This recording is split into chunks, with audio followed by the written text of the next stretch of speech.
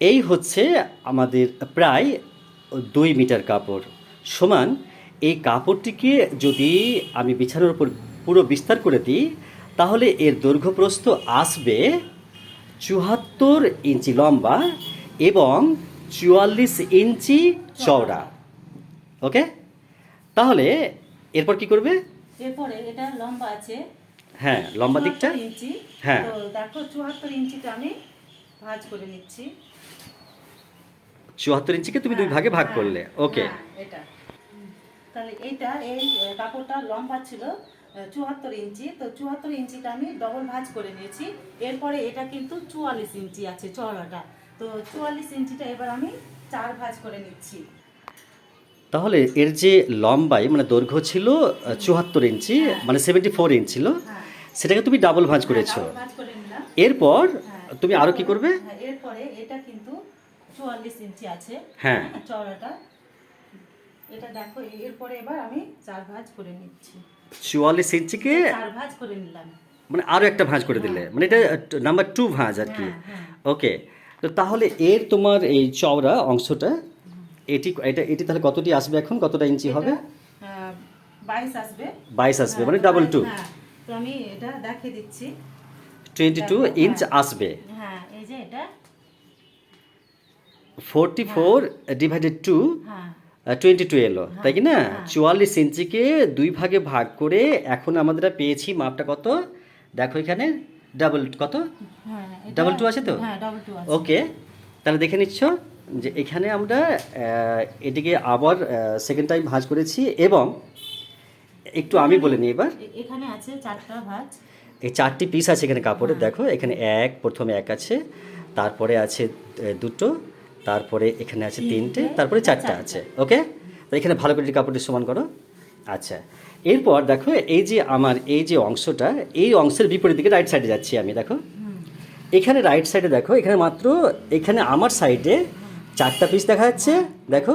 কিন্তু এই right side দেখো, এখানে দুটো কাপড় দেখা যাচ্ছে, কিন্তু এর সামনের দিকের অংশটা দেখো, এই জায়গাটা হ্যাঁ, এখানে কিন্তু একটা আছে। এখানে কিন্তু ওই তোমার ম্যামের দিকে কিন্তু একটা আছে, ঠিক আছে? এবং আমি 4টা অংশ তোমরা একটু দেখা দিই তোমাদের সুবিধার্থে। এখানে কিন্তু অ্যাজ ইট ইজ, যেখানে আমি এখানে দেখিয়েছিলাম সেখানে কিন্তু এখানেও 4টা দেখা যাচ্ছে, কিন্তু পিস না। 2 × 2। ওকে, দেখো তাহলে 4টা হয়ে গেল। কিন্তু এবার কি বলছি দেখো, এই যে যেখানে থেকে এটা হবে 4 ইঞ্চি, আর এই লম্বাটা হবে 11 ইঞ্চি। তো তুমি আগে প্রথমে 1 ইঞ্চি 4 ইঞ্চি দাগ দাও। হ্যাঁ, এটা দিয়ে নিচ্ছি। এটা আমি 4-এ দাগ দিলাম। হ্যাঁ, এখানে আমি এটা নিয়ে নিচ্ছি 11। মানে তুমি এই কর্নার থেকে মাপটা ধরছো, তাই তো? ওকে, তুমি এখানেও এই যে দেখো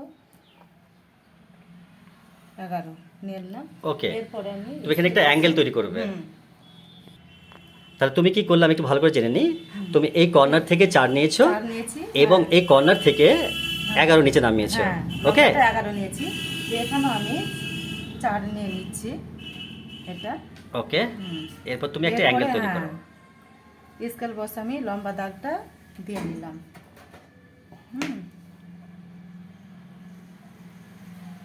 এটাও হয়ে গেল। এরপরে দেখো এখান থেকে এটা আমি 3 নিব, এই কর্নার থেকে আবার এদিকে কিন্তু আমি 3 নিব। তো এটা তোমরা দেখো, 3 মানে ইঞ্চি। 3 ইঞ্চি। এটা এই যে 3 নিলাম, এই কর্নার থেকে এখানেও কিন্তু আমি 3 ইঞ্চি নিব।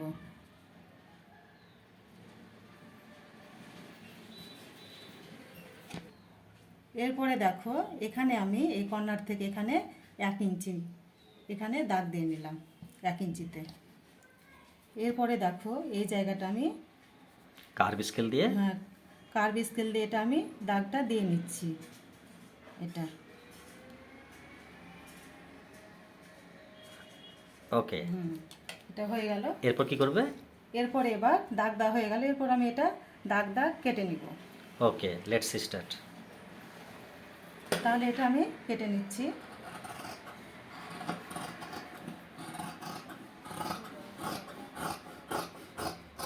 কাটা হয়ে গেল। এটি একটি ইউ শেপ হয়ে গেল, কিন্তু এটা খুললে পরে একবার ইউ শেপ আসবে। হ্যাঁ, ওকে, থেমে যাও এবার। এরপর যে কর্নারটি প্রথমে 4টি পিস দেখিয়েছিলাম এবার সেখানে কাজ আছে, হুম বলো কি এরপরে করবে এবার?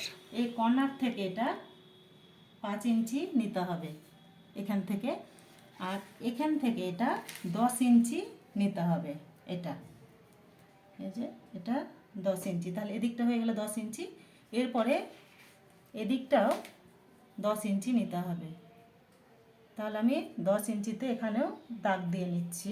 তো দাগ দেওয়া হয়ে গেল। এরপরে এই কার্বেল স্কেলটা দিয়ে এটা দাগটা দিয়ে নিতে হবে। এরপরে দেখো আমি দাগগুলো দিয়ে নিয়েছি।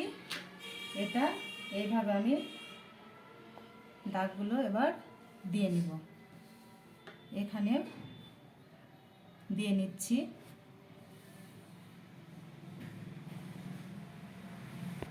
এরপরে এখানেও দাগটা দিয়ে নিলাম।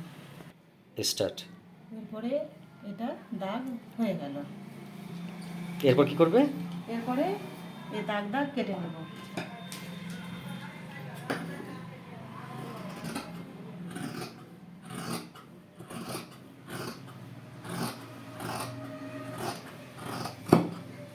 কাটা হয়ে গেল। খুব সুন্দর কর্নার রাউন্ড হয়ে গেছে। হ্যাঁ। এরপর এরপরে এই জায়গাটা কেটে দিতে হবে। এই যে ডাবল ভাঁজে হ্যাঁ, দুটো এখানে যে কাপড়, হ্যাঁ, কাটোটা, এটা কেটে নিচ্ছি। এটাও কেটে নিব।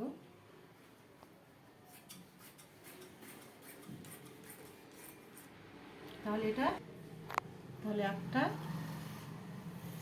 দুটো, তিনটে, চারটা কাপড়। ভালো করে দেখে দাও, এখানে 4টা পিস এসে গেল, দেখো, তাহলে দুটো দুটো, আর এখানে দুটো আছে, কেমন?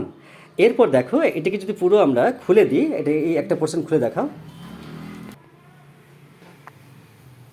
এরপরে এটা আমি কিন্তু দুটো ভাঁজটা এটা খুলে নিচ্ছি।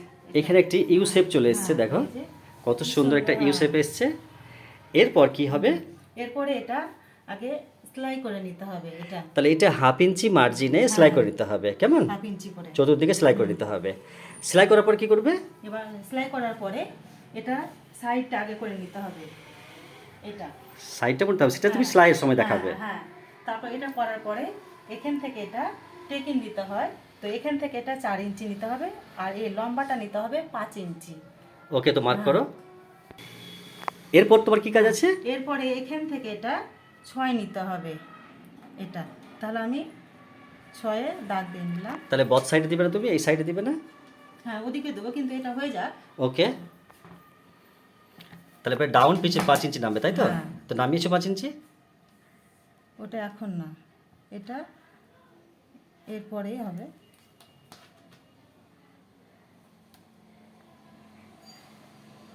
পাঁচ ইঞ্চি ডাউন। এবার টেকেনের এরপরে জন্য এখান থেকে এটা 1 ইঞ্চি, 1 ইঞ্চি, এখানেও 1 1 ইঞ্চি। ইঞ্চি। এরপর ত্রিভুজ আকারে হ্যাঁ,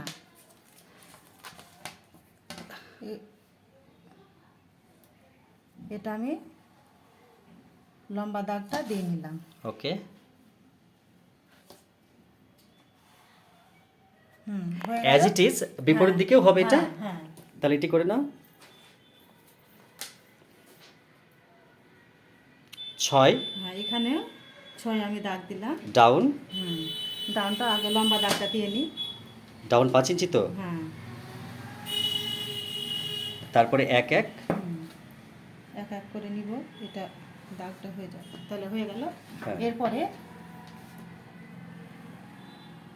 মানে বথ সাইডে 1 1 এক এক করে নিয়ে নিলাম। এতো ত্রিভুজ আকারে সেম হ্যাঁ, বিপরীত দিকে ওইভাবে, হচ্ছে। হ্যাঁ, দাগটা আমি লম্বা করে দিয়ে নিলাম।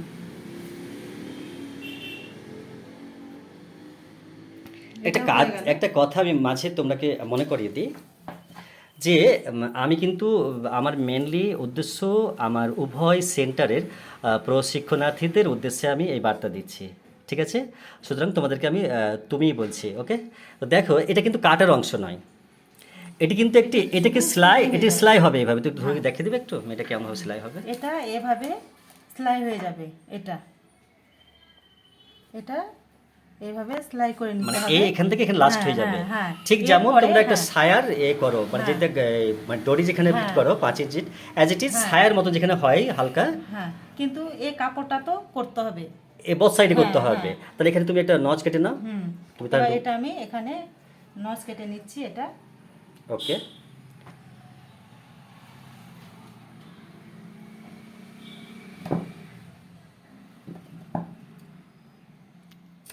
ওকে। এখানেও আমি নচ কেটে নিব।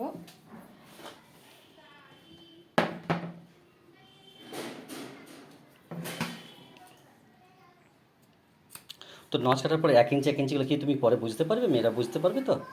হ্যাঁ, এবার এটা আমি দেখালাম। আমি একটু বলে নিই মাঝে, এক্সকিউজ মি। দেখো যে এখন এখানে যে 1 ইঞ্চি সেন্টার পয়েন্ট দেওয়া হয়েছে, একটা নচ কাটা হয়েছে, তো এই নচ থেকে যে এই দাগটা কিন্তু আবার এখানেও হবে। এখানেও এটা, হবে, হ্যাঁ, এটা কিন্তু এখানেও হ্যাঁ। হবে, এখানে 1 ইঞ্চি, সামনে এখানে 1 পিছন, ইঞ্চি হবে, এটা এই সেলাইটা সামনে পিছন দুদিকেই হবে। দুদিকেই হবে। হ্যাঁ। এবং কিভাবে এই যে এই অংশটা 1 ইঞ্চি যে ফিতা বাইরে থেকে যাবে, সেটা কিভাবে এখানে হবে সেটা সেলাইয়ের মাধ্যমে দেখাবো। হ্যাঁ, এটা এদিকে, হ্যাঁ, এই কাপড়টা এদিকে থাকবে আর এই কাপড়টা এদিকে থাকবে, ওকে। ভিতরে তো না, বাইরে। আচ্ছা, তো এটা কি এই এই যে তুমি অ্যারাউন্ড যে মানে মুড়বে, সেটা কিভাবে মুড়বে একটু দেখাও তো। এটাকে এইভাবে যদি কেউ তাহলে এটা এইভাবে ভাঁজ করে নিতে হবে।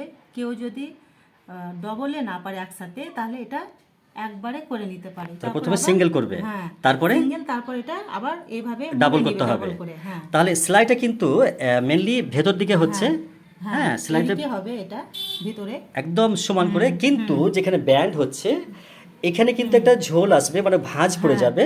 হ্যাঁ, ওকে, এবার এই জায়গাটা একটু মেলাতে অসুবিধা হবে, তখন কিন্তু এই জায়গাটা ভাঁজ করে দিতে হবে, তাহলে আর অসুবিধা হবে না। ওকে। তো তাহলে কিন্তু এটা করার পর কিন্তু আয়রন করতে হবে এই জায়গাটা। ওকে, হালকা যদি জল দিয়ে নেয় তাহলে সুবিধা হবে, বসে যাবে সহজে। আর যদি এই সেলাইয়ের বথ সাইডে যদি সেলাই দিয়ে দেয়, মানে যেখানে তোমার এই টপ স্টিচ দেওয়ার পর, তাহলে দেখতে আরও সুন্দর লাগে কিন্তু। আর বিশেষত যদি কেউ ভাবে যে আমরা এই কাপড়টা তো আমরা একই কালার বলে, কিন্তু যদি কেউ ভাবে যে আমরা এখানে বিট দিয়ে করতে, তাও কিন্তু করতে পারে। হ্যাঁ, বিট হবে, বিট বলতে মানে লেস। লেস বা অন্য কিছু তারা লাগাতে পারে। তো সেটা আমরা সময় সুযোগ বুঝে আমরা তোমাকে দেখাবো। আর আশা করছি তোমরা কিন্তু আমাদের এই যে উদ্দেশ্য, তোমাদেরকে এই ভিডিও ক্লিপের মধ্য দিয়ে উদ্দেশ্য যে একটা বার্তা, যে আমরা এই সেন্টারে আজকে যে প্রথম এই যে একটি ড্রেস নতুন তৈরি করার উদ্দেশ্য নিয়েছি, সেটি কিন্তু বিগত 5 বছর আগেকার, এবং এটিও তৈরি করা আছে কমসে কম আমরা 3টে ড্রেস তৈরি করেছি, কিন্তু সেই কালারগুলো বা ড্রেসটি মনের মতো না হওয়ার জন্য আমরা পোস্ট করিনি। আমাদের কিন্তু ওপরে তৈরি করা আছে। আর আমাদের সেন্টার ছাড়া আমি কিন্তু দেখিনি যে আমাদের এই জঙ্গিপুর টাউনের মধ্যে কেউ কোনো প্রশিক্ষণার্থী বা কোনো সেন্টার থেকে আমাদের কাছে কেউ বলতে এসেছে যে আমরা ওখানে শিখেছি বা কেউ করেছি, এটা মানে, আর এটা মানে এখানে কই দেখিও নি তো। কেউ বলেও নি। তো যাই হোক, আমরা দীর্ঘদিন ধরে চিন্তা ভাবনা রেখেছিলাম যে আমরা যখন কোনো ইউটিউব, কোনো পেজ, ফেসবুক আইডি কোনো কিছু খুলি, তাহলে আমরা এই যাত্রা দিয়ে শুরু করব। কিন্তু এরপর আমাদের শুরু হবে একবারে ঘাট বোতাম থেকে শুরু করে। যদিও আমরা আমাদের ইউটিউব পেজে হালকা এটা সেটা আমরা আনএক্সপেক্টেডলি আমরা আপলোড করেছি, কিন্তু সেটা আমাদের উদ্দেশ্য ছিল না। আমরা এই করবো করবো করে আমরা ইমপ্রেসেন্ট হয়ে যেন করে দিয়েছি। কিন্তু আজকে থেকে আমাদের একদম হার্টিলি আমাদের উদ্দেশ্য, আমরা যাত্রা শুরু করছি, এবং আশা করি তোমরা আমাদের সাথে থাকবে। আর তোমাদের কিছু কাজে লাগবে এবং উপকৃত হবে। ভিডিওতে আবার দেখা হবে। তাহলে দেখা হচ্ছে স্লাইড ভিডিওতে, এবং আমরা তোমাদেরকে তোমাদের উদ্দেশ্য মোতাবেক, এবং আমরা তো ক্লাসে তোমাদেরকে ট্রেনিং সময় বলেই দেবো। তাহলে সাক্ষাতে কথা হবে, এবং ভিডিওগুলোর মধ্যে তোমরা যদি কিছু চিন্তা ভাবনা করো, তাহলে আমাদের কমেন্ট সেকশন কিছু আমাদের বলে দেবে। ওকে, তাহলে দেখা হচ্ছে সাক্ষাতে এবং পরের ভিডিওতে। ততক্ষণ পর্যন্ত ভালো থাকবে, ধন্যবাদ।